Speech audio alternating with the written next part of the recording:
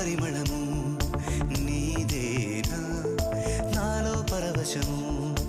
నిజమేనా బొండు మల్లి పువ్వు కన్నా తేలికగు నీ సోకు రెండు కళ్ళు మూసుకున్నా లాగు మరి నీ వైపు